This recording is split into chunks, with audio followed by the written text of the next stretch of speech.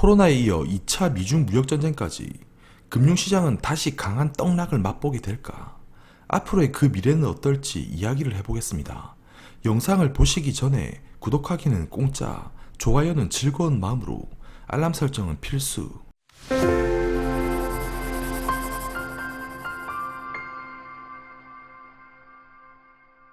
코로나 충격이 채 가시기도 전에 주요 서방 국가들이 한마디씩 하기 시작합니다. 아니, 누가 봐도 잘못은 너네 중국이 해놓고 왜 피해는 유럽과 미국이 더 커야 하냐? 중국 너네 이번 사태 누가 봐도 너네가 발생의 진원지이며 너네가 주범이다, 확실하게 인정을 해라, 이렇게 말을 하고 있죠. 그러면서 동시에 미국에서는 일부 의원들이 코로나 관련 피해를 입은 미국인들에게 중국 정부를 고소할 수 있는 법안을 발효하기도 하고요. 트럼프 형은 또 이때다 싶어 재선을 위한 면목도 있기 때문에 다시금 중국 때리기에 나서고 있어요. 뭐 미국이나 되니까 이렇게 얘기하는 거 아니겠습니까? 트럼프 형은 공식적으로 이야기를 하죠. 중국 너네 내가 피해 보상금 엄청 때릴 거야 라고 하면서 중국 책임론을 공식화하고 있는 모습이에요. 그러면서 트럼프 산하 상무부도 중국 수출 품목에 간세 때리기로 또 언급을 하고요. 아니, 올해 초만 해도 양국 간 이렇게 하해 모드였었는데 코로나로 사실상 미국이 더 크게 한 방을 먹으면서 다시금 2차 미중 무역 전쟁이 불거지는 모습이에요. 우리는 너무나 잘 알고 있죠. 불과 1년도 채 안 된 시간에 미중 무역 분쟁이 불거지던 시기에 주가가 떡락했음을 잘 알고 있기에 투자자라면 이런 불확실성은 누구나 피하고 싶어하는 게 사실이죠. 그래서 제발 싸우지 마라, 이번엔 제발 좀 조용히 넘어가자 하는 게 일반적인 생각이라고 볼 수가 있겠죠. 그런데 또 미국 입장에서 보면 또 가만히 있을 수가 없어요. 발생은 뭐 중국이 만들었는데 이번에 코로나 사태로 최악의 피해를 입은 건 또 미국이라고 할 수 있고요. 그토록 잘 나가던 미국 증시도 누가 이렇게 처참하게 내리꽂으리라고 예상을 했을까요? 마이너스 10%씩 쭉쭉 빠지는 증시 속에서 간혹 마이너스 3%씩 흔들어주면 그냥 안도의 한숨을 쉬었던 그야말로 역대급의 패닉 장세였다고 볼 수가 있죠. 그러면서 미국의 일자리는 그냥 단 4주 만에 2천만 개가 허공으로 그냥 날아가 버리고요. 그냥 미국 경제가 코로나 이 한 놈으로 인해 순식간에 마비가 되었죠. 근데 중요한 것은 뭐냐? 정작 질병 발원지인 중국의 경우에는 상대적으로 증시의 낙폭도 적었고 경제 지표가 뭐 100% 믿을 순 없지만 발표된 바에 의하면 지금 회복도 가파르게 움직이고 있고요. 그래서 이런 움직임을 보고 있노라면 미국의 입장에서 당연히 분노가 치밀어 오르겠죠. 옆집에서 불이 났는데 정작 옆집은 건사하고 이 깍시집만 다 타버리고 잿더미만 남았다면 당연히 이 깍시는 빡칠 수밖에 없고 피해 보상 신청하고 정신적인 피해까지 보상받아야 한다는 거랑 똑같다고 보이고요. 그래서 왜 너네가 일은 저지르고 피해는 내가 입어야 해? 이런 심리가 당연히 안 생긴다면 또 거짓말이겠죠. 그러면서 또 여태껏 생기지도 않았던 일들이 계속 벌어지고 있는데 그중 하나가 또 유가가 해당이 돼요. 사상 최초로 유가가 마이너스를 기록하는 일도 벌어지게 되고요. 이러면서 많은 이들을 아사 직전까지 도달하게 만듭니다. 뭐 3월 초 오펙과 러시아의 감산 불발에서 이어진 유가 급락이라고도 볼 수 있지만 그것보다 중요한 건 원천적으로 이 코로나로 인한 갑작스런 수요 감소가 그 원인이 되고요.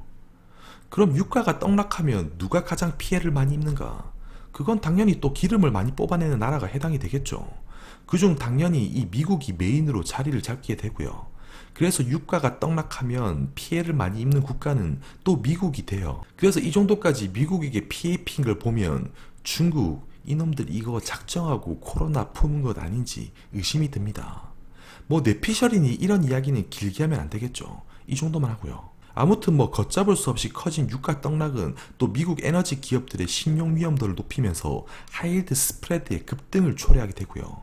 그러면서 미국은 엿됐다 싶어서 그냥 뭐 유동성 미친 듯이 뿜어내면서 이렇게 막으려고 안간힘을 쓰고 있어요. 근데 또 유가가 떡락하는데 오히려 수혜를 받는 국가는 또 누가 될까요? 당연히 또 중국 대륙이 해당이 되고요. 대륙의 경우 또 어마어마한 기름 소비국이기 때문에 상대적으로 유가가 떡락하면 또 수혜국으로 해당이 된다고 볼 수가 있죠. 뭐 우리나라도 그렇고요.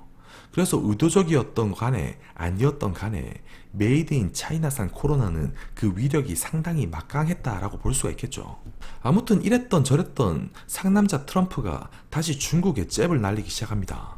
그러면서 1차 합의는 합의도 아니야. 나는 다시 파기할 수 있어 라고 하면서 강력하게 나가는데요. 이런 말을 중국에 할 수 있는 사람 사실상 몇 없죠. 근데 아무튼 이러면서 다시금 지난 2년간 미중 무역전쟁의 고통에 시달렸던 우리 같은 투자자들에게 다시금 공포를 가져다 주고 있어요. 안 그래도 지금 코로나 때문에 경제가 온전치 못한데 무역전쟁까지 엎어서 나타난다면 가히 그 충격은 어마무시하겠죠. 또 그렇게 된다면 지금 코로나 때문에 미국 경제가 안 그래도 빌빌대는데 미중 무역전쟁까지 이렇게 치닫게 된다면 당연히 그 치명타를 받을 수밖에 없고요. 그래서 또 달리 생각해 본다면 뭐 항상 이런 식으로 트럼프 형은 또 잽을 날리는 걸 좋아했고 당장 11월 미 대선을 앞두고 있기 때문에 대중공세를 강화하는 방식으로 이 지지층을 결집시키려는 의도도 분명히 있을 것이다 라고 생각이 들어요. 그래서 지금은 누가 봐도 또 중국 때리기 좋은 시기죠. 사실 어느 국가든 나라든 중국이 이번 사태에 대해 책임을 져야 한다고 당연히 생각은 하고 있겠지만 실상 그 경제 보복이 두려워 말을 못할 뿐이죠. 그렇기 때문에 이번에 트럼프가 한마디 딱 해주는 순간 미국 국민들뿐만 아니라 전 세계가 그야말로 이 트럼프로 하여금 공감대를 형성할 수 있는 이 발언을 트럼프가 대신 해준 것이라 보는 거고요. 그래서 트럼프도 분명 이런 의식을 일정 부분 안 할 수가 없다고 생각이 들어요. 그럼 또 중국이 만만한 나라냐? 전 그것도 아니라 생각이 돼요. 하지만 과거 100년의 역사를 보면 미국과 싸워서 이긴 나라는 없다는 것인데요. 그래서 다시금 이번 코로나 사태를 계기로 2차 무역전쟁이 발발이 되면 미국이 결국 요구할 것은 어쩌면 또 뻔해 보이긴 합니다.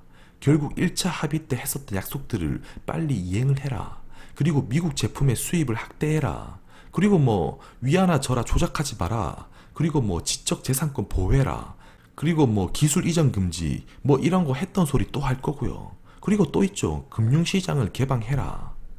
이게 어쩌면 미국이 그토록 원하는 이 한 가지 중에 또 한 가지라고 볼 수가 있는데 여태껏 미국과 중국의 구도를 보면 중국은 생산을 하고 미국은 소비를 하는 이런 전통적인 체제가 갖춰져 있었다 한다면 이제는 급격하게 늘린 이 미국의 유동성으로 미국의 자본과 이 제품의 수출을 통해서 이 달러를 순환시키면서 대외 자산을 이렇게 획득하려고 하는 거죠. 결국에 미국도 중국과 싸우려고 해도 힘이 있고 돈이 있어야 싸울 수 있는 법이기 때문에 그동안 미국이 100년의 역사 동안 주구장창 승전보를 울릴 수 있었던 이유도 집구석에 항상 돈이 있었다는 거고요. 그래서 실상 우리도 그렇죠. 집구석에 돈이 있어야 마음도 여유롭고 힘도 생기는 법이겠죠.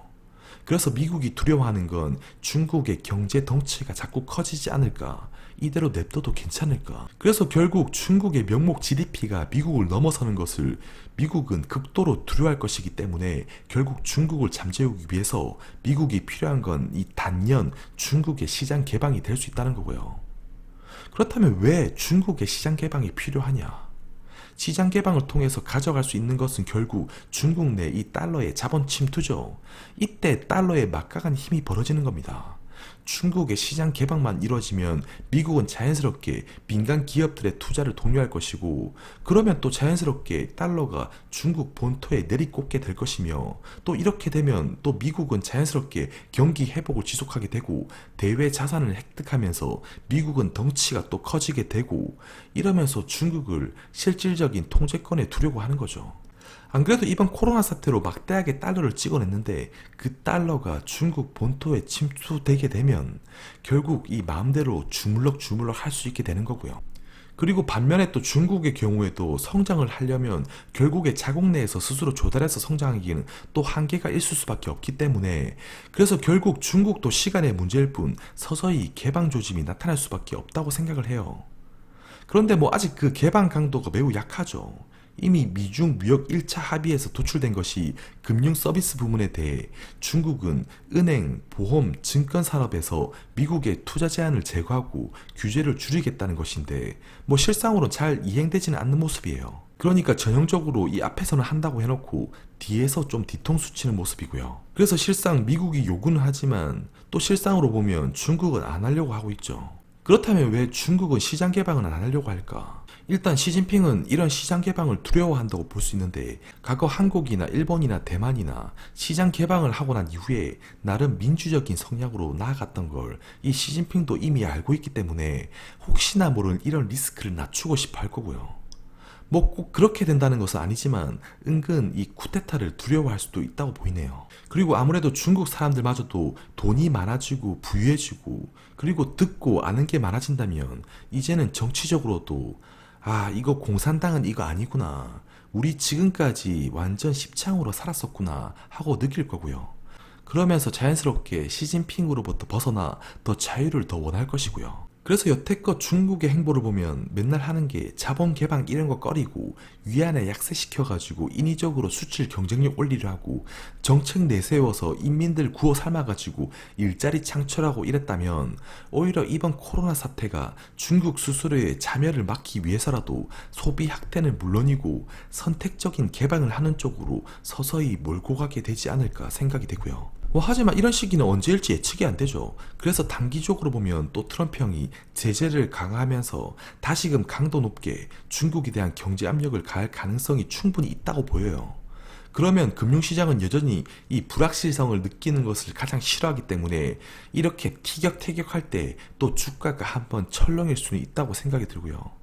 다만 중요한 것은 미국 또한 현재 빌빌대고 있는 상황 속에서 트럼프 형은 지금의 정치적인 위기 탈출을 위해서 중국의 잼 날리기를 적극적으로 할 것으로 보이긴 하지만 또 반면에 여전히 미국 경제가 하강 압력에 노출되어 있고 수요 또한 충격임을 감안하면 중국을 향한 무작정 잼 날리기는 쉽지 않을 것으로 보이고요. 그리고 중국 또한 현재 시점에서 선택할 수 있는 폭이 적은 바 결국 선택적 개방을 점진적으로 시행할 수밖에 없다고 생각이 들어요. 그러니까 결국 시간의 문제일 뿐 미중 무역전쟁이든 뭐든 미국이 망하지 않는 한 미국이 원하는 것을 알고 중국의 행보를 관찰해 볼 때 결국에 그 결말은 정해져 있다고 보이고요.